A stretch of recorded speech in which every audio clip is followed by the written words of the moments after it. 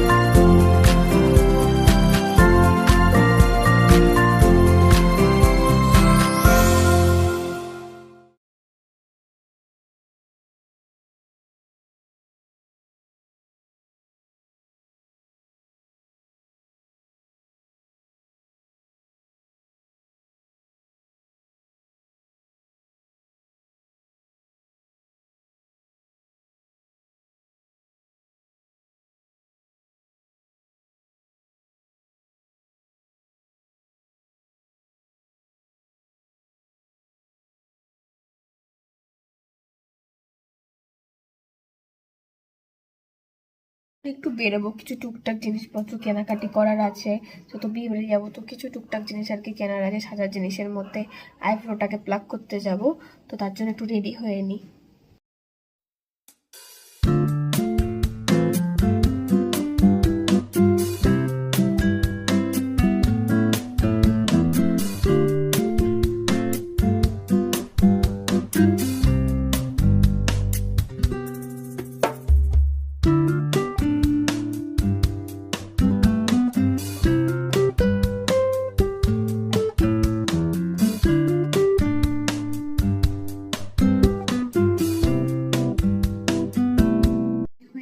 পুরো রেডি, এবার মামুনি রেডি হলে আমি আর মামুনি মিলে বেরিয়ে যাব।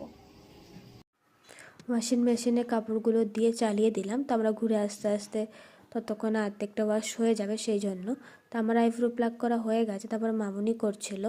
বাড়ি চলে এসে কাজে বসে গেছিলাম। তারপর সন্ধ্যেবেলা খেয়ে নিয়েছিলাম চা, মুড়ি আর পেঁয়াজি। রাত্রিবেলা মামুনি করেছিল আলুর পরোটা, তো আমি নিজেও খাচ্ছিলাম আর এদিকে পুলককেও খাইয়ে দিচ্ছিলাম, কারণ ও প্যাকিং করছিল বিয়েবাড়ি যাওয়ার জন্য। আমার তো ডান হাতে মানে বাঁ হাতের মেহেন্দিটা অলরেডি হয়েই গেছিলো, ডান হাতেরটা মামুনি রাত্রিবেলা বসে বসে একটুখানি যেরকমও করে দিচ্ছিল। মেহেন্দি করা হয়ে গেছে, আর এই ডান হাতে, বাঁ হাতে তো অলরেডি করাই ছিল।